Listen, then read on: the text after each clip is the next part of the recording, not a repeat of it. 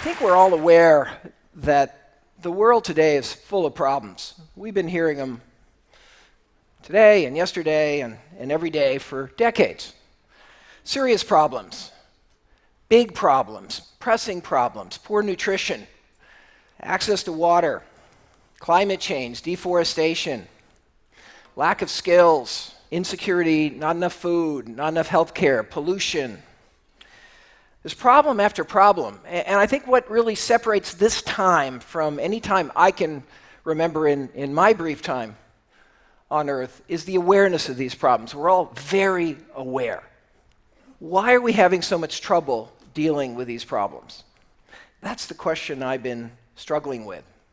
Coming from my very different perspective, I'm not a social problem guy. I'm a guy that works with business, helps business make money. God forbid. So why are we having so much problem with these social problems? And really, is there any role for business? And if so, what is that role? I think that in order to address that question, we have to step back and think about how we've understood and pondered both the problems and the solutions to these great social challenges that we face.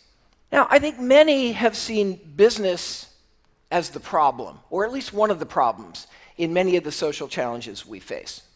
Think of the fast food industry, the drug industry, the banking industry. This is a low point in the respect for business. Business is not seen as the solution. It's seen as the problem now for most people. And rightly so in many cases. There's a lot of bad actors out there that have done the wrong thing, that actually have made the problem worse. So this perspective is perhaps justified. How have we tended to see the solutions to these social problems, these many issues that we face in society? Well, we tend to see the solutions in terms of NGOs, in terms of government, in terms of philanthropy. Indeed, the kind of unique organizational entity of this age is this tremendous rise of NGOs and social organizations. This is a unique new organizational form that we've seen grown up. Enormous innovation, enormous energy, enormous talent now has been mobilized through this structure to try to deal with all of these challenges. And many of us here are deeply involved in that. I'm a business school professor, but I've actually founded, I think now 4 nonprofits. Whenever I got interested and became aware of a societal problem, that was what I did, form a nonprofit. That was the way we've thought about how to deal with these issues. Even a business school professor has thought about it that way. But I think at this moment, we've been at this for quite a while. We've been aware of these problems for decades. We have decades of experience with our NGOs and with our government entities, and there's an awkward reality. The awkward reality is we're not making fast enough progress. We're not winning. These problems still seem very daunting and very intractable, and any solutions we're achieving are small solutions. We're making incremental progress. What's the fundamental problem we have in dealing with these social problems? If we cut all the complexity away, we have the problem of scale. We can't scale. We can make progress, we can show benefits, we can show results, we can make things better. We're helping, we're doing better, we're doing good. We can't scale. We can't make large-scale impact on these problems. Why is that? Because we don't have the resources. And that's really clear now. And that's clearer now than it's been for decades. There's simply not enough money to deal with any of these problems at scale using the current model. There's not enough tax revenue. There's not enough philanthropic donations to deal with these problems the way we're dealing with them now. We've got to confront that reality. And the scarcity of resources for dealing with these problems is only growing, certainly in the advanced world today, with all the fiscal problems we face. So if it's fundamentally a resource problem, where are the resources in society?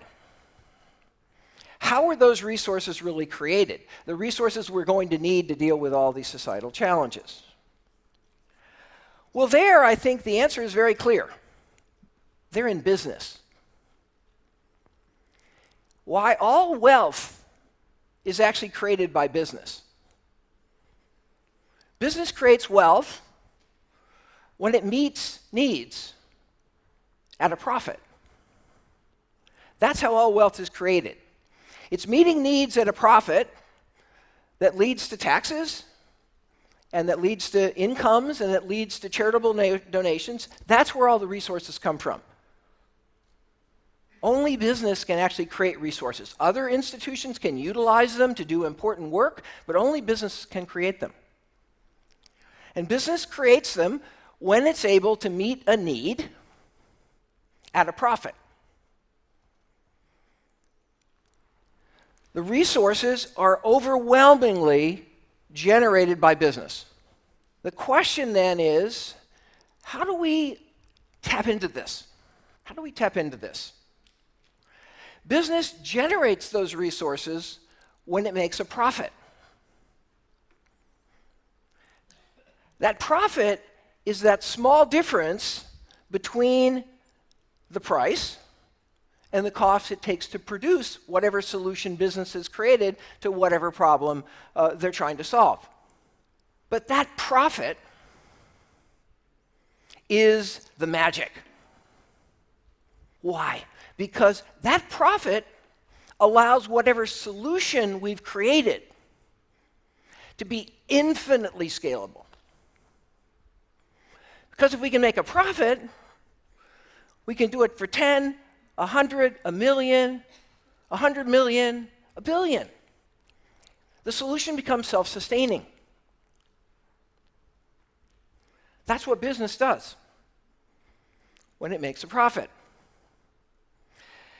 Now, what does this all have to do with social problems? Well, one line of thinking is, well, let's take this profit and redeploy it into social problems.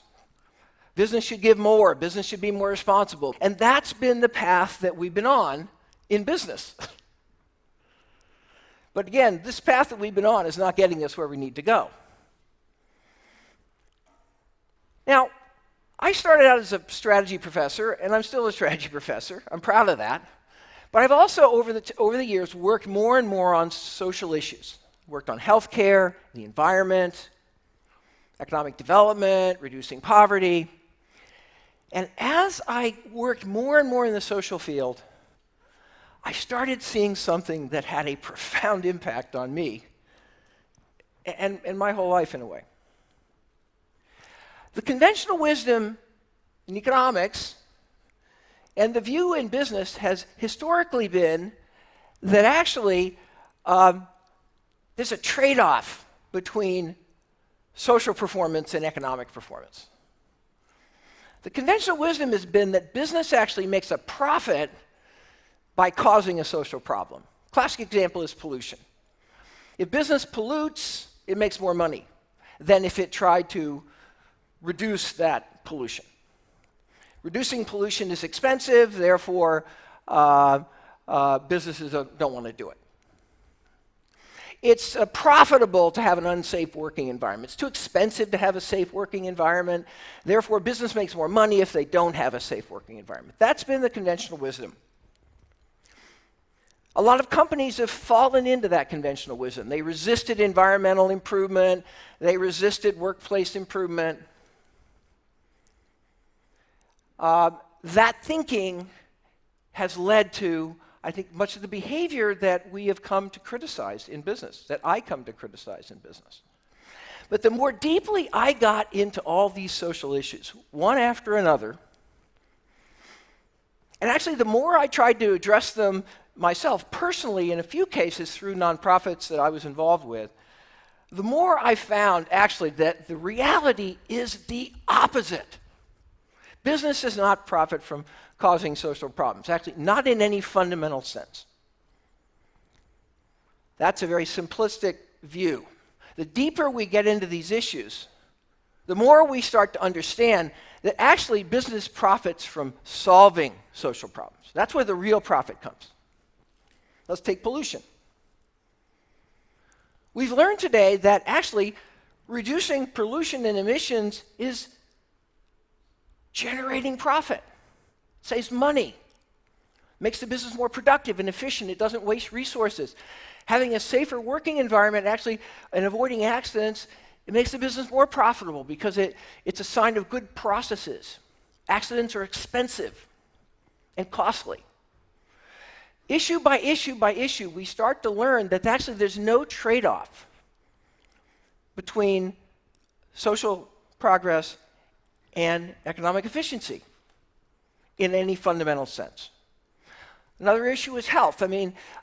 What we found is actually health of employees is something that business should treasure because that health allows those employees to be more productive and come to work and not be absent. The deeper work, the new thinking on the interface between business and social problems is actually showing that there's a fundamental, deep synergy, particularly if you're not thinking in the very short run. In the very short run, you can sometimes fool yourself into thinking that there's fundamentally opposing goals. But in the long run, ultimately, we're learning in field after field that this is simply not true. So how could we tap into the power of business to address the fundamental problems that we face? Imagine if we could do that. Because if we could scale. We could tap into this enormous resource pool and this organizational capacity. And guess what? That's happening now, finally. Partly because of people like you, who've raised these issues now for year after year and decade after decade. We see organizations like Dow Chemical leading the revolution away from trans fat and saturated fat with innovative new products. This is an example of Jane Irrigation. This is a company that's brought drip irrigation technology to thousands and millions of farmers, reducing substantially the use of water. We see companies like the Brazilian forestry company, Fibria, that's figured out how to avoid tearing down old growth forests and using eucalyptus and getting much more yield per hectare of pulp and making much more paper than you could make by cutting down those old trees. You see companies like Cisco that are training so far 4 million people in IT skills to actually, yes, be responsible, but help expand the opportunity to disseminate IT technology and grow the whole business. There's a fundamental opportunity for business today to impact and address these social problems, and this opportunity is the largest business opportunity we see in business. And the question is, how can we get business thinking to adapt this issue of shared value? This is what I call shared value. Addressing a social issue with a business model. That's shared value.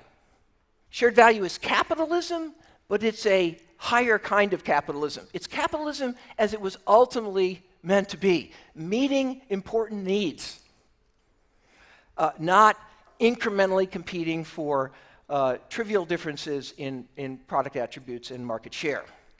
Shared value is when we can create social value and economic value simultaneously. It's finding those opportunities that will unleash the greatest possibility we have to actually address these social problems because we can scale. We can address shared value at multiple levels. It's real. It's happening. But in order to get this solution working, we have to now change how business sees itself. And this is thankfully underway. Businesses got trapped into the conventional wisdom that they shouldn't worry about social problems, that this was sort of something on the side, that somebody else was doing it.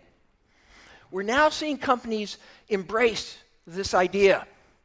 But we also have to recognize business is not going to do this as effectively as if we have NGOs and government working in partnership with business. The new NGOs that are really moving the needle are the ones that have found these partnerships, that have found these ways to collaborate.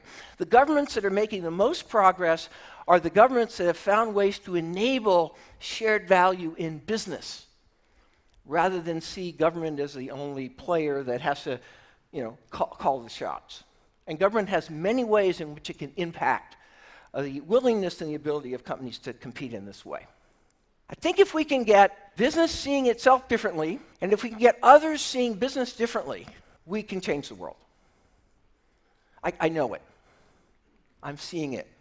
I'm feeling it. Young people, I think, my Harvard Business School students are getting it.